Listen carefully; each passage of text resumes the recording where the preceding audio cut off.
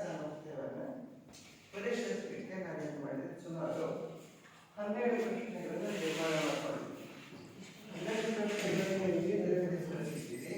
12ನೇ ಪ್ರಶ್ನೆ ಅದಕ್ಕೆ ಸಹ ಸಂಬಂಧವನ್ನು ಹೊಂದಿರುವ ಮತ್ತೊಂದು ಪ್ರಶ್ನೆ ಆರಂಭ.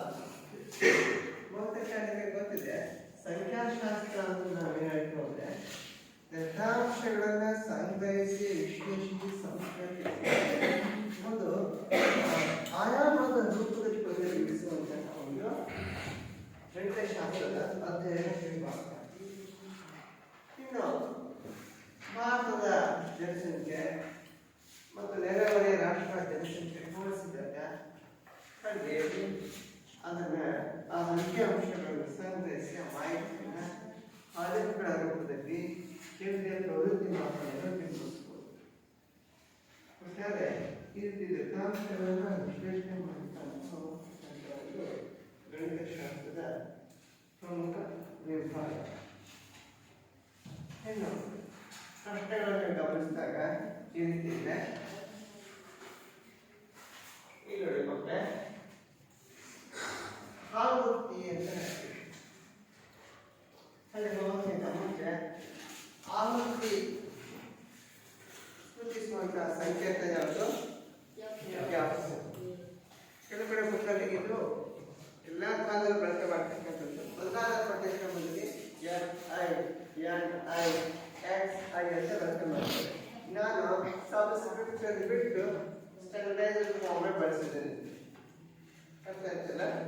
ಆವೃತ್ತಿ F ಅಂತ ಸೂಚಿಸಿದ್ರೆ ಒಟ್ಟು ಆವೃತ್ತಿ ಯಾವ ಸಂಕೇತದಿಂದ ಸೂಚಿಸ್ತೀವಿ? ಉತ್ತರ ಗೊತ್ತು ಹೇಳಿ ಮಕ್ಕಳ ಚಟುವಟಿಕೆ ಅಂತ ತರಗತಿ ಇದ್ದು ಏನು ಮೊದಲ ತರಗತಿಯಲ್ಲ, ನೀವು ಕಲಿತಿರುವಂತಹ ವಸ್ತು ವಿಷಯವನ್ನ ಸ್ವಯಂ ಅವಲೋಕನ ಮಾಡ್ಕೊಳ್ಳಿಕ್ಕೆ ಒಂದು ರಹದಾರಿಯಾಗಿ ಒಂದು ವಿಡಿಯೋ ತರಗತಿ ನಾವು ಮಾಡ್ತೀವಿ.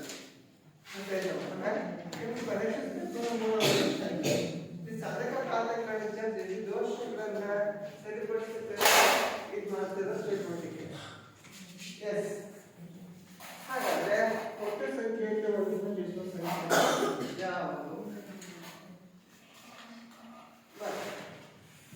ಅಕ್ಷರ ಯಾವುದು? ಎನ್ ಎಂಬ ಸಂಕೇತದಿಂದ ಒಟ್ಟು ಆವೃತ್ತಿಯನ್ನು ಸೂಚಿಸುತ್ತವೆ. ಇದನ್ನ ಅನಲಾಗಿ ಅಂತ ಹೇಳ್ತೇವೆ.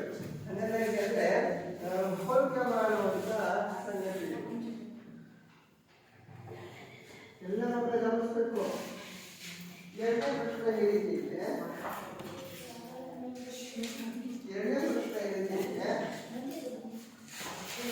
ವರ್ಗಾಂತರದ ಗಾತ್ರ.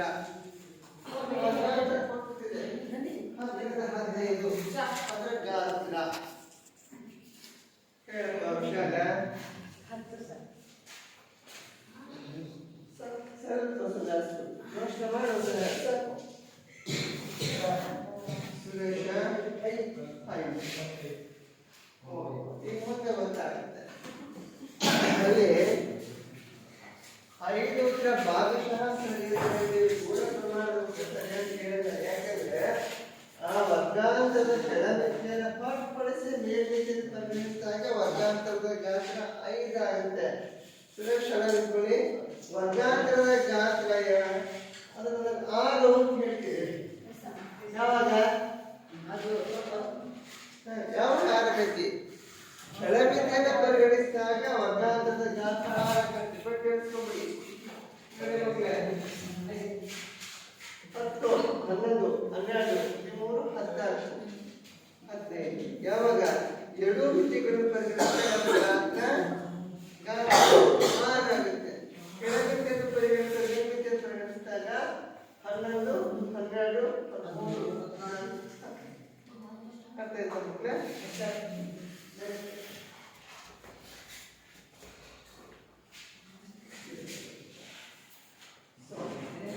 ರಿಂದ 30ರಲ್ಲಿ ವರ್ಗಾಂತರ ಕಾಣ್ತದಲ್ವಾ? ವರ್ಗಾಂತರ 21ರಿಂದ 30ರಲ್ಲಿ 7 ಮಿತಿಗಳು ಕಾಣ್ತವೆ. ಮೇಲ್ಮಿತಿ ಮತ್ತು ಕೆಳಮಿತಿ ಅಂತ ಹೇಳ್ತೀವಿ. ಆಂಗ್ಲ ಭಾಷೆಯಲ್ಲಿ upper limit and lower limit ಅಂತ ಹೇಳ್ತೀವಿ. ಇದರಲ್ಲಿ ಮೇಲ್ಮಿತಿ ಯಾವುದು? ಫ್ರೆಂಡ್ 1 ರಾಜೇಶ ಮೇಲ್ಮಿತಿ ಯಾವ್ದಪ್ಪ? 30. ಬಲಭಾಗದ ಸಂಖ್ಯೆ ಏನಿದೆಯಲ್ಲ ಅದು ಮೇಲ್ಮಿತಿ.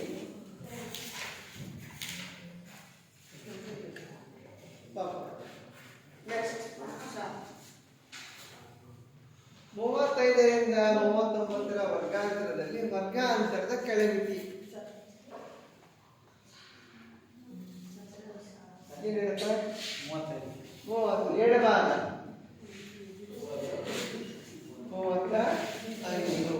ಸ್ಪಷ್ಟವಾಗಿ ಹೇಳಿ ಮಕ್ಕಳೇ.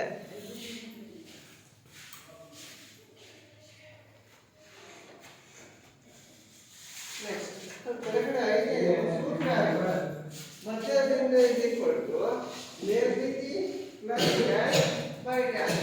ಇದನ್ನ 4 ಆಪ್ಷನ್ಗಳ ಸೂತ್ರದಲ್ಲಿ ಸುಮಾರು ಬಾರಿ ವಾರ್ಷಿಕ ಪರೀಕ್ಷೆ ಕೇಳಿದೆ. ನಿರ್ದಿಷ್ಟವಾದ ಉತ್ತರವನ್ನು ಆಯ್ಕೆ ಮಾಡಬೇಕು. ಅದಕ್ಕೆ ಯಾವುದು ಕಲಿತೀರಾ?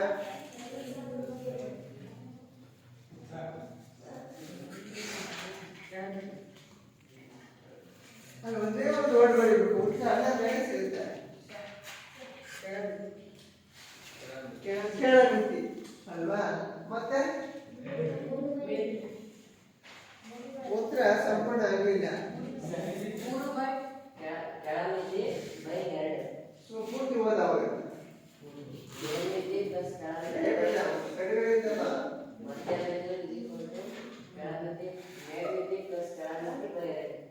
ಹೌದಾ? ಸೂತ್ರ ಸರಿಯಾಗಿದೆ. ಇದು ಇದನ್ನ 4 ಆಪ್ಷನ್ ಸ್ವಲ್ಪ ಹೇಳ್ತಾರೆ. 4 ಆಪ್ಷನ್ ಮೊದಲೇ ಕ್ರಿಯೇಟ್ ಮಾಡ್ತಾರೆ. ಅಂದ್ರೆ ಸೂಕ್ತವಾದ ಉತ್ತರವನ್ನು ಆಯ್ಕೆ ಮಾಡಬೇಕು ನಿರ್ಧರಿಸಬೇಕಾದ್ರೆ. ನೆಕ್ಸ್ಟ್ ವರ್ಗಾಂತರ 11ರಿಂದ 15ರಲ್ಲಿ ಮಧ್ಯ ಬಿಂದು.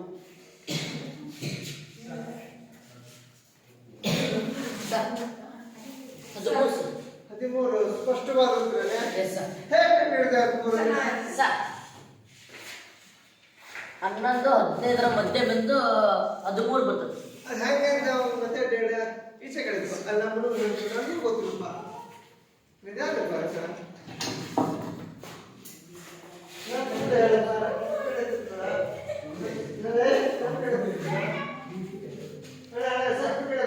ಅದೇ ಕೊಟ್ಕೊಳ್ಳಿ. ಹೇಗೆ ಬರುತ್ತೆ? 13ರಿಂದ 11ರಿಂದ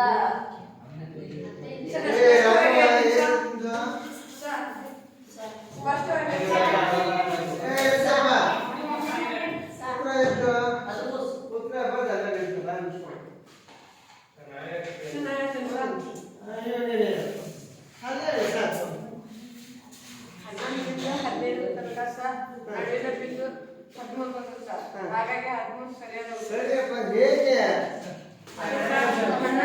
11ರಿಂದ 15 ತನಕ ಬಿಡ್ತೇವೆ ಸರ್. 11 12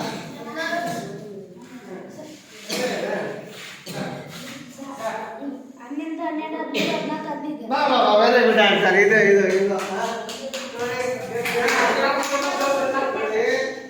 ಉತ್ತರ ಇರಿಸಬೇಕಾದ್ರೆ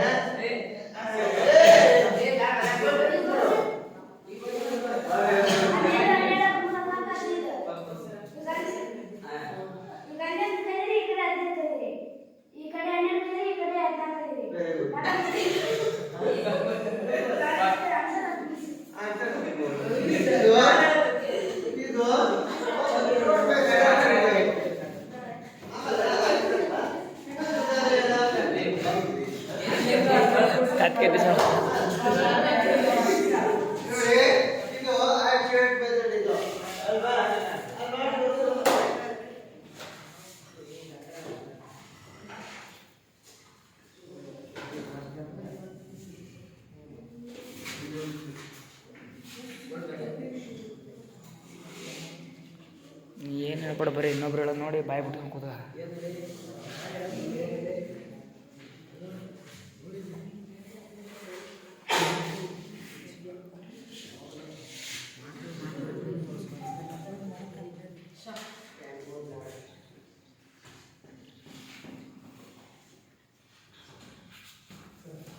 ಇದು ಭಾಗಶಃ ಸರಿ ಇದೆ. ಸರಿ ನೀವು ಏನು ತಪ್ಪು ಮಾಡಿದ್ರೆ ನೋಡಿ.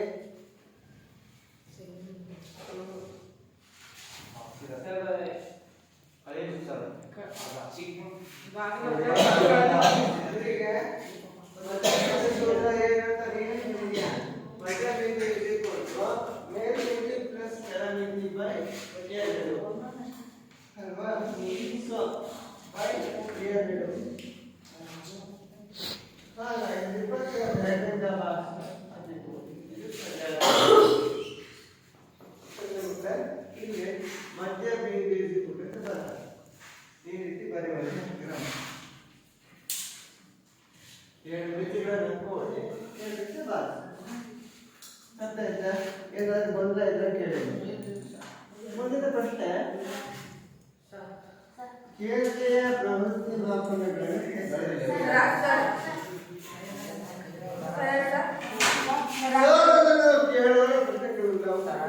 ಸರಾಸರಿ, ಸರಾಸರಿ, ಮಧ್ಯಾಂಕ, ಮೌಲಕ್ಯ. ಸರಾಸರಿ ಬಹುಲಕ ಮಧ್ಯಾಂಕ ಬರ್ತದಲ್ಲ?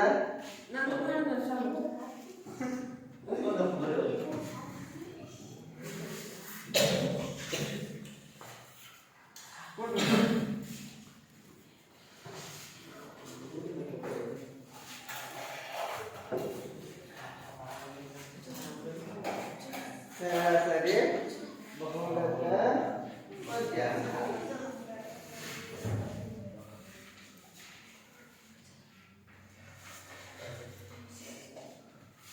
ಅಷ್ಟೇ. ಬಹುಲಕಕ್ಕೆ ಹೆಸರೇನು? ಅಲ್ವಾ?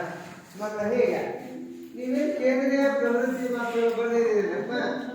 ಈ ಪ್ರವೃತ್ತಿ ಮಾಪನಗಳನ್ನ ಒಂದೊಂದು ಬೆಲೆಯನ್ನ ಕಂಡಿದ್ದೀವಿ. ಹೇಳಪ್ಪ. ಎರಡು ಕಡೆ ಬದುಕೋದಿಲ್ಲ. ನಿನ್ನ ಉತ್ತರ ತಪ್ಪು ಕೂತ್ಬಿಡು. ಅವ್ರು ಬರ್ತಾರೆ ನೋಡ ಕೂತ್ಕೋ. ಮಕ್ಕಳ ಪ್ರಶ್ನೆ ಈ ರೀತಿ ಇದೆ. 2, 4, 6, 8, 10ರ ಸರಾಸರಿ.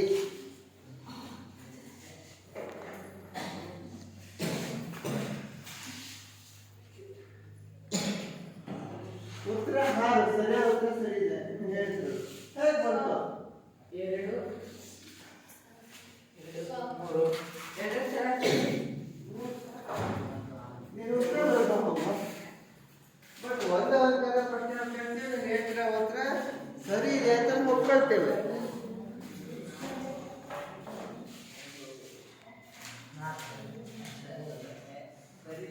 ಈಗ ಹೇಗೆ ಬರ್ತದೆ ಅಂತ ಗೊತ್ತಾಗ್ತಿಲ್ಲ.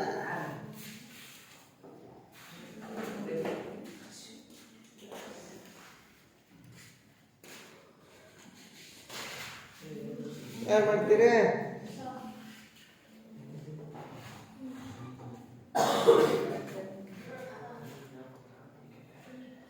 ಇಷ್ಟು ಕೊಡ್ಬೇಕು ಸರ್. ಇಷ್ಟು ಕೊಡಿದ್ರೆ 30.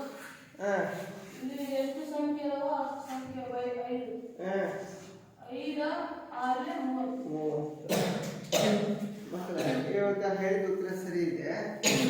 ಕರೆಕ್ಷನ್ ಮಾಡ್ಕೊಡಿ. ಇದು ನನ್ನ ಸರಿ ಇದೆ. ಇದು ಪ್ರಾಪ್ತಾಂಕ ಸಂಖ್ಯೆ ಎಷ್ಟು?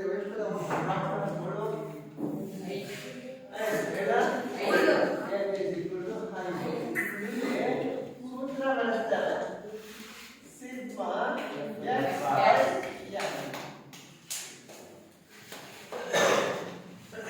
ಸಿಗ್ಮಾ ಅಂದ್ರೆ ಪ್ರತಿ ಪ್ರಾಪ್ತಾಂಕ. ಒಟ್ಟು ಪ್ರಾಪ್ತಾಂಕಗಳ ಸಂಖ್ಯೆ ಎಷ್ಟು? 5. ಪ್ರತಿ ಪ್ರಾಪ್ತಾಂಕಗಳನ್ನ ಕೂಡ್ತಾ ಹೋಗಿ 38 ಬರ್ತದೆ. ಕೂಡಿದಾಗ 35ರಿಂದ ಭಾಗಿಸಿ 5. ಇದು ನಿರ್ದಿಷ್ಟವಾದಂಥ ಪ್ರಶ್ನೆ. ಬಟ್ ನಾವು ಇನ್ನೊಂದು ಕಂಡೀಷನ್ ತಿಳ್ಕೊಳ್ಳಿ. ಒಂದು ಅಂಕದ ಪ್ರಶ್ನೆಗೆ ನೇರ ಉತ್ತರಕ್ಕೆ ನೇರ ಅಂತ ಇರ್ತದೆ. ಬಟ್ ಸ್ಟೆಪ್ ತಪ್ಪ ಆದರೆ ಸ್ಟೆಪ್ ವೈಸ್ ಹೋದಾಗ ಮಾರ್ಕ್ಸ್ ಬೇಕಾಗುತ್ತೆ. ಅರ್ಥ ಆಯ್ತಾ?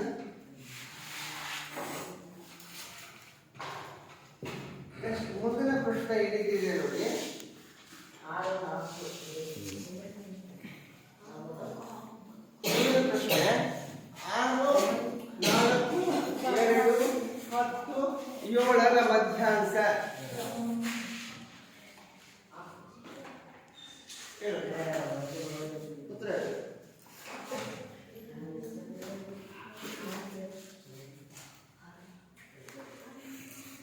ಅರುಣ ಉತ್ತರ ತಪ್ಪು. ನಾವು ಕೇಳಿದ್ರೆ ಮಧ್ಯಮ ಬೆಲೆ. ಉತ್ತರ ಆ ಸರಿ ಇದೆ, ನಾನು ಸರಿ ಇಲ್ಲ ಅಂತ ಹೇಳ್ತಿಲ್ಲಪ್ಪ.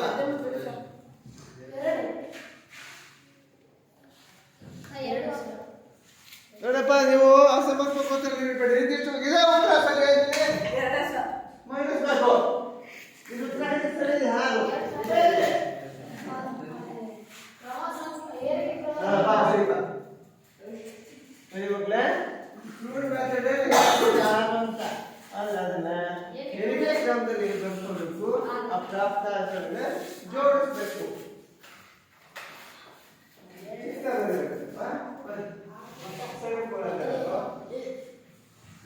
ಪ್ಲೀಸ್ ನಂಬರ್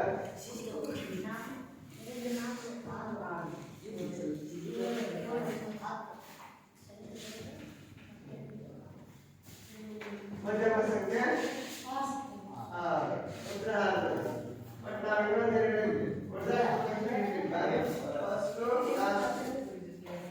ಈಗ ಕಾಣ್ತಾ ಇದೆ ಅಲ್ವಾ?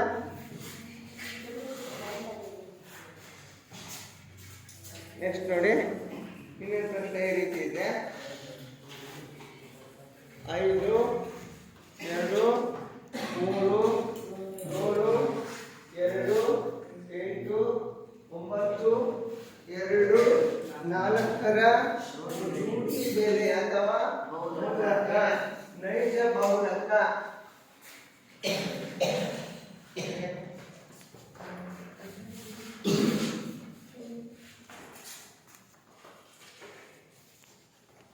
ಹೇಳ ಉತ್ತರ ಎಷ್ಟು? ಸರಿ ಕೊಡ್ರು ಸರಿ ಇಲ್ಲ ಲಕ್ಷ 2 ಸರಿ ಆಯ್ತು.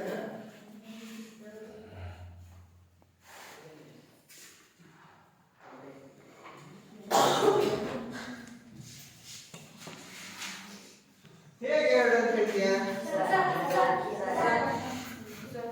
ಏಜ್ 2 ಅಂತೀಯ?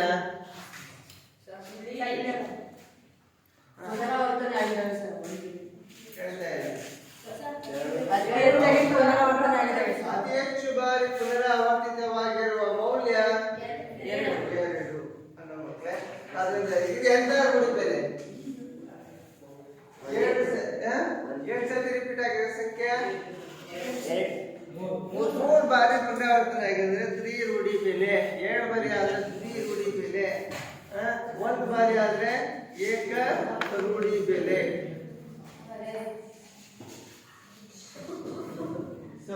ಈಗ ನೆಕ್ಸ್ಟ್ ಪ್ರಶ್ನೆಗೆ ಬರೋಣ. ಅವರ್ಗೀಕೃತ ದತ್ತಾಂಶಗಳಿಗೆ ಸರಾಸರಿ ಸೂತ್ರ.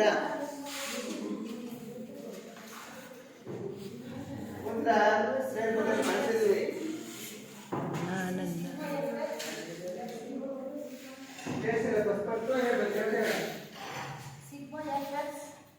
ಅಲ್ಲಿ ಹೋಗಿರಲ್ಲ ನೀನು.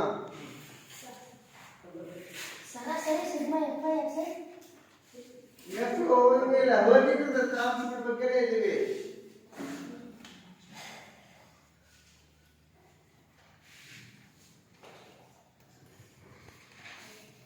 ಹೇಳಿ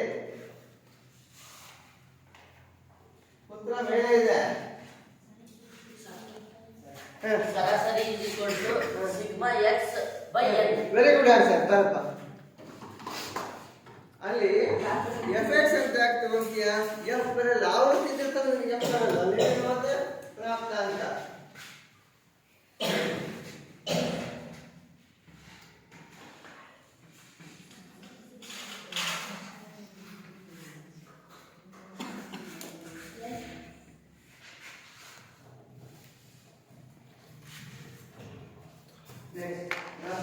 ಈಗ ವರ್ಗೀಕೃತ ದತ್ತಾಂಶಗಳಿಗೆ ಸರಾಸರಿ ಸೂತ್ರ.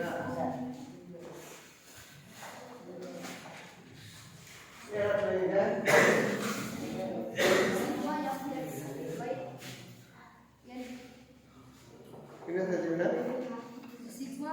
ಎಕ್ಸ್ ಬೈ ಎನ್ ಹೇಳುವ ಕ್ರಮ ತಪ್ಪಲ್ಲ. ಅವನು ಹೇಳಿದ್ದ x bar is equal to sigma fx by n.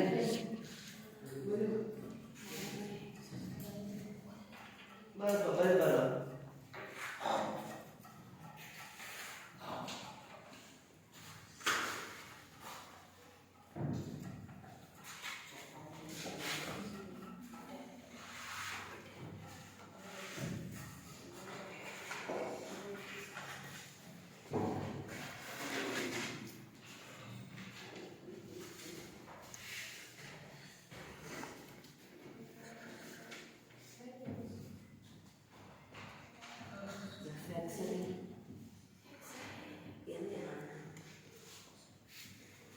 ಎಣ್ಣೆ ಬರಿಬೇಡ ಬರಿಬೇಡ ಅನ್ಸೋ ಅವನತ್ರ ಬಂದ್ರೆ ತಪ್ಪಿದೆ ಯಾರು ಸರಿಪಡಿಸ್ತೀರಿ ಸೈಡ್ ನಿಂತ್ಕೊಳ್ಳೋ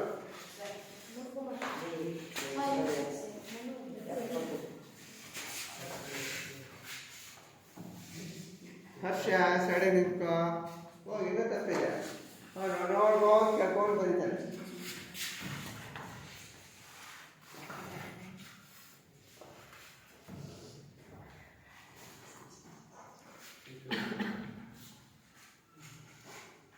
ಸರಿ ಮತ್ತೆ ಈಗ ನೀವಿದ್ದವರು ಕೂಡ ಇಲ್ಲಿ ಎಫ್ ಅಂದ್ರೆ ಏನು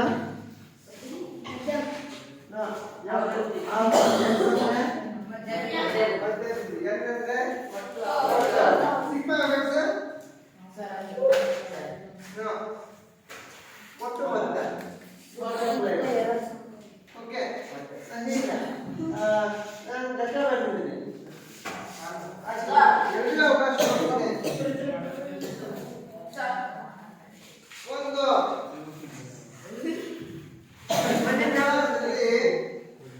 ಪ್ರಶ್ನೆ ಇದೆ ಕೇಳ್ಕೊಳ್ಳಿ. ನಾನು ಬರ್ತಾವಾದ ದೊಡ್ಡದಾಗಿದೆ ಪ್ರಶ್ನೆ ಇದು. ವಿದ್ಯಾರ್ಥಿಗಳ ಮಧುತನ ತಮ್ಮ ಪರಿಸರ ಅರಿವು ಕಾರ್ಯಕ್ರಮದ ಭಾಗವಾಗಿ ಒಂದು ಸಮೀಕ್ಷೆ ನಡೆಸಿ ಒಂದು ಜನವಸತಿ ಪ್ರದೇಶಕ್ಕೆ ಸಂಬಂಧಿಸಿದಂತೆ 20 ಮನೆಗಳಲ್ಲಿರುವ ಗಿಡಗಳ ಸಂಖ್ಯೆಗಳ ದತ್ತಾಂಶವನ್ನು ಕೆಳಗಿನಂತೆ ಸಂಗ್ರಹಿಸಿ ಪ್ರತಿ ಮನೆಯಲ್ಲಿರುವ ಗಿಡಗಳ ಸರಾಸರಿಯನ್ನು ಕಂಡುಹಿಡಿಯಿರಿ ಅಲ್ವಾ. ಸೊ ಗಿಡಗಳ ಸಂಖ್ಯೆ ಅಂದ್ರೆ ಏನಾಯ್ತದು CI ಅಂತ ಬಂದೆ. CI ಅಂದ್ರೆ ಏನು ಕ್ಲಾಸ್ ಇಂಟರ್ವಲ್ ವರ್ಗ ಅಂತೀರ ಅಲ್ವಾ. ಅದೇ ತರ ಮನೆಗಳ ಸಂಖ್ಯೆ ಅಂದ್ರೆ ಸೊ ಅಲ್ಲಿ ವರ್ಗಾಂತರಗಳು ಈ ರೀತಿ ಇದೆ. 0 ಇಂದ 2, 2 ಇಂದ 4, 4 ಇಂದ 6, 6 ಇಂದ 8, 8 ಇಂದ 10, 10 ರಿಂದ 12, 12 ರಿಂದ 16. ಹೀಗೆ ಮನೆಗಳ ಸಂಖ್ಯೆ ಅಂದ್ರೆ ಆವೃತ್ತಿ ಆಗುತ್ತೆ. 1, 2, 1, 5, 6, 7 ಈ ರೀತಿ ಇದೆ. ಇದು ಸರಾಸರಿ ಸರಾಸರಿ ಕಂಡುಹಿಡಿಯುವಾಗ ನೀವು ಅನುಸರಿಸಬೇಕಾದ ಕ್ರಮಗಳು ಬಹಳ ಮುಖ್ಯ ಮಕ್ಕಳೇ ಅಲ್ವಾ. ಹೇಗೆ ಅನುಸರಿಸ್ತೀರಾ? ಮೊದಲನೇ ಅಂತ ನೀವೇ ಮಾಡಬೇಕು ಮಾತಾಡಿ ಮಕ್ಕಳೇ. ಮೊದಲನೇ ಅಂತ ಏನ್ ಮಾಡ್ತೀರಾ? ಮಧ್ಯಾಹ್ನ ಅಲ್ಲ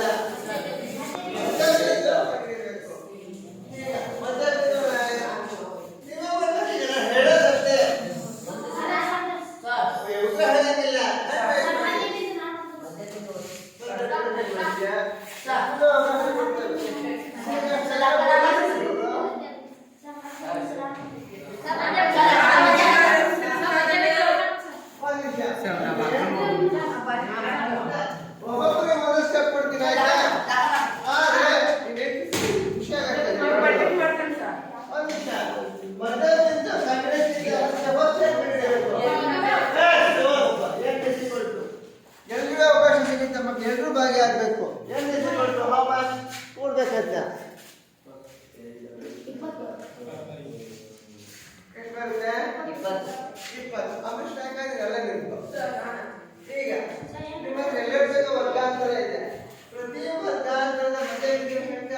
ಅಮಿಷ್ ನೋಟ್ ಮಾಡ್ತಾ ಬರ್ತೀವಿ. ಓಕೆ ಮೊದಲನೇ ವರ್ಗಾಂತರ ಸಂಖ್ಯೆ ಮಾಡಿ ನಾನು ಎಲ್ಲರೂ ಕೆಳಗೆ ಬರ್ತೀನಿ. ಅದನ್ನ ಒಬ್ರು ಕೂತೊಂದಿದೆ ಒಂದು ಸರಿನಾ? ಎಲ್ಲ ಹೇಳಿದ್ರೆ ಹೇಳಿದ್ದೆ ನಾನು ಗಂಟೆ 7 3 ನೆಕ್ಸ್ಟ್ 4 ಇಂದ 6 5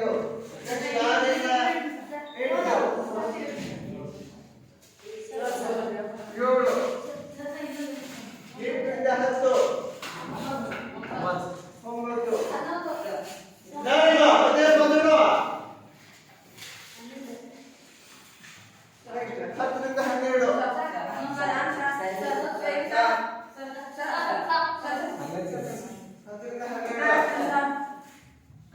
11 ವೆರಿ ಗುಡ್ ಆನ್ಸರ್ 12ರಿಂದ 13 ಮಕ್ಕಳೇ ಪರೀಕ್ಷೆಯಲ್ಲಿ 3 ಅಂಕ ಬರ್ತದೆ ನೀವು ನಿರ್ದಿಷ್ಟವಾಗಿ ಒಟ್ಟು ಆವೃತ್ತಿ ಮತ್ತು ಮಧ್ಯದಿಂದ ಗುರುತಿಸ್ಬಿಟ್ರೆ ಒಂದು ಅಂಕ ಪರೀಕ್ಷೆಯಲ್ಲಿ ಇದರ ಶಾಸ್ತ್ರ ಕೊಡ್ಬೋದು ಅಥವಾ ಶಿಕ್ಷಕ ವರ್ಗ ಅಂದರೆ ಹಾವು ಅದು ಪರಿಗಣಿಸಿಬಿಟ್ಟರೆ ಇದೆ ಈಗ ಮಧ್ಯದಿಂದ ಇದು ಒಟ್ಟು ಆವೃತ್ತಿ ಈಗ ಏನ್ ಮಾಡಬೇಕು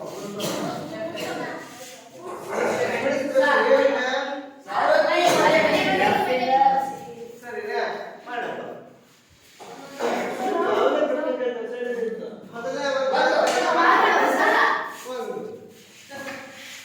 ಮೊದಲನೇ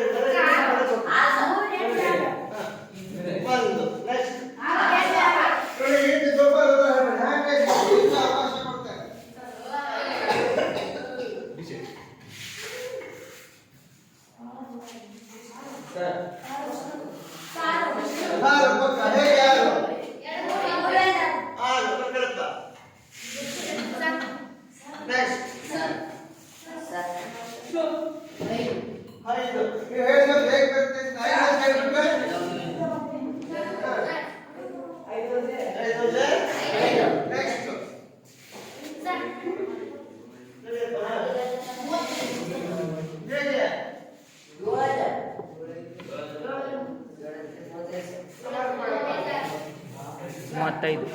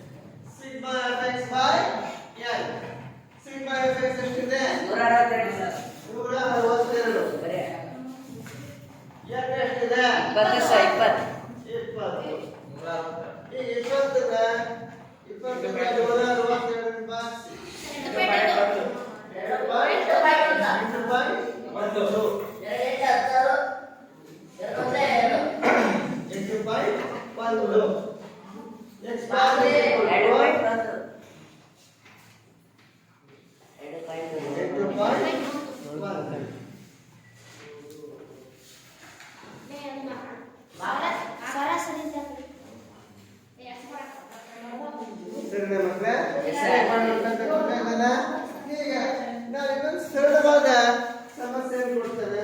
ಆ ಸರಳವಾದ ಸಮಸ್ಯೆಯನ್ನು ಹೇಗೆ ಬಿಡಿಸ್ಬೇಕು ಅಂತ ಹೇಳ್ತೀರಾ? ಆಗ್ಬೋದಾ ಮಕ್ಕಳ? ಹೀಗೆ ಆ ಪ್ರಶ್ನೆ ಬಹಳ ಬಹಳ ಸುಲಭ ಇದೆ. ಓಕೆ, ಎರಡು ಲೆಕ್ಕ ನೋಡಿ ಎಷ್ಟು ಸುಲಭವಾಗಿದೆ ಅಲ್ವಾ?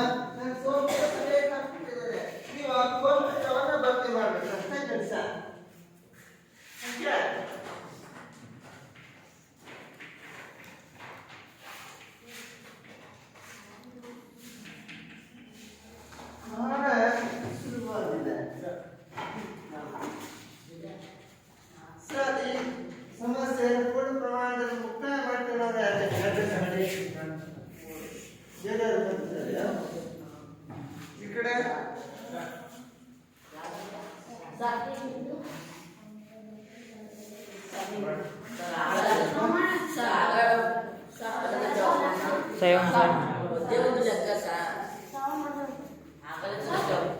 ನೆಕ್ಸ್ಟ್ ಸ್ಟಡಿ ಇದೆ.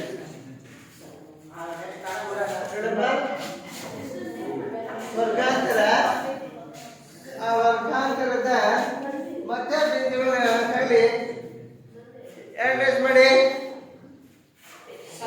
ಪ್ರತಿ ವರ್ಗಾಂತರದ ಮಧ್ಯ ಅಡ್ರೆಸ್ ಮಾಡಿ, ಸುಮ್ಮನೆ ಕೊಡಬೇಡಿ.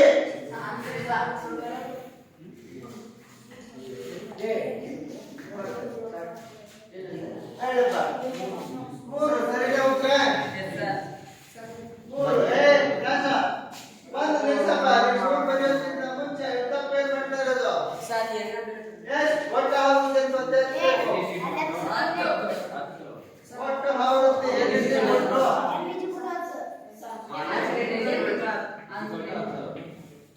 ನೋಡಿದ್ಯಾ? ಆಯ್ತಲ್ಲ? ನೆಕ್ಸ್ಟ್ ಎರಡನೇ ವರ್ಗಾಂತರದ ಮಧ್ಯೆ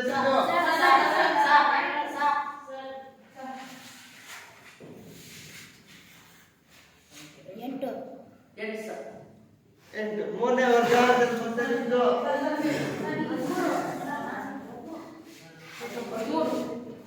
13. ನಾಲ್ಕನೇ ವರ್ಗಾಂತರದ ಮಧ್ಯೆ ಬಿಂದು.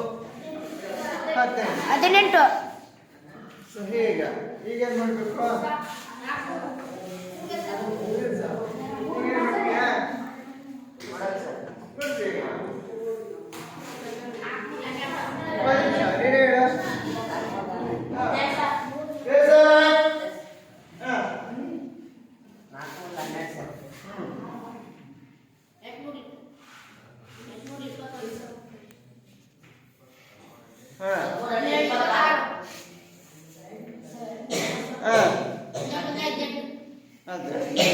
ಈಗ ಮಾಡ್ಬೇಕು. fx equals fx is equal to half x ಕೂಡಿ.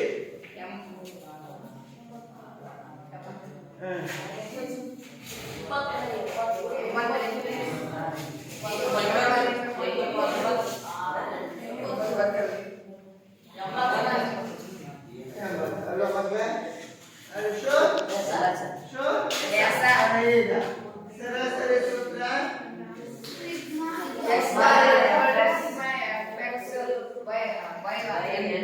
Very good answer. ಈಗ ಸಿಗ್ಮಾ ಎಫೆಕ್ಟ್ ಎಷ್ಟಿದೆ? 80. ಎಷ್ಟಿದೆ? 10. ಇವನ ಸರಾಸರಿ ತಪ್ಪಾಡಿದೆ. ಕ್ಯಾಪಿಟಲ್ ಏನು ಬರೆಯಲಿ? ಅಲ್ಲಿ ಸೂತ್ರದಲ್ಲಿ ಸ್ಮಾಲ್ ಅಂತ ಮಾಡಿದ್ರೆ ಸರಿ ಆಗ್ತಿತ್ತು. ಈಗ ಅದನ್ನ ಭಾಗಾಕಾರ ಮಾಡು.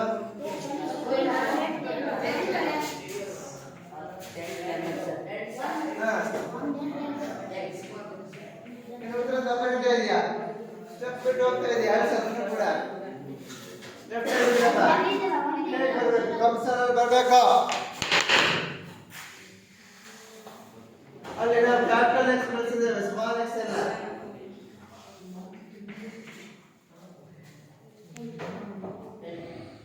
ಕ್ಲೋಸ್ ಮಾಡಿ. ಸರಿನಾ ಮಕ್ಕಳೇ? ಅರ್ಥ ಆಯ್ತಲ್ಲ ಹೇಗೆ ಬಿಡಿಸ್ಬೇಕು ಅಂತ? ಸೊ ರಾಜ ಬಿಡಿಸ್ತಾ ಇದ್ದಾಗ ತುಂಬಾ ಚೆನ್ನಾಗಿದೆ ಅಲ್ವಾ ಮಕ್ಕಳೇ? ಇದೇ ರೀತಿ ಗೃಹಕಲ್ಪದಲ್ಲಿ ಹೋಮ್ವರ್ಕ್ ಅಲ್ಲಿ ಈ ಲೆಕ್ಕ ಮಾಡಿ ಪರೀಕ್ಷೆ ಇರ್ತಕ್ಕಂಥದ್ದು. ಸೊ ಬೇಕಾದ್ರೆ ಇವತ್ತು ಮಟ್ಟಿಗೆ ಚರ್ಚೆ ಮಾಡಿರ್ತಕ್ಕಂಥ ಎಲ್ಲ ವಸ್ತುಗಳನ್ನು ಕೂಡ ಕರ್ನಾಟಕ ಪ್ರೌಢಶಿಕ್ಷಣದಲ್ಲಿ ಪ್ರಶ್ನೆ ಪತ್ರಿಕೆ ಅನುಸಾರವಾಗಿ ಎಲ್ಲ ಪ್ರಶ್ನೆಗಳನ್ನು ಕೂಡ ನಾನು ಉಪಯೋಗಿಸ್ಕೊಂಡು ನಿಮಗೆ ಬೋಧನೆ ಮಾಡಿದ್ದೇನೆ. ಓಕೆ, ಸೊ ಪರೀಕ್ಷೆ ಬೋಧನೆ ಮಾಡ್ತೇನೆ. ಹಾಗೆ ಹೋಮ್ವರ್ಕ್ ಪ್ರಶ್ನೆ ಏನಿದೆ? ವರ್ಗಾಂತರ 10ರಿಂದ 20, ಆವೃತ್ತಿ 2, 20ರಿಂದ 30, ಆವೃತ್ತಿ 3, 30ರಿಂದ 45,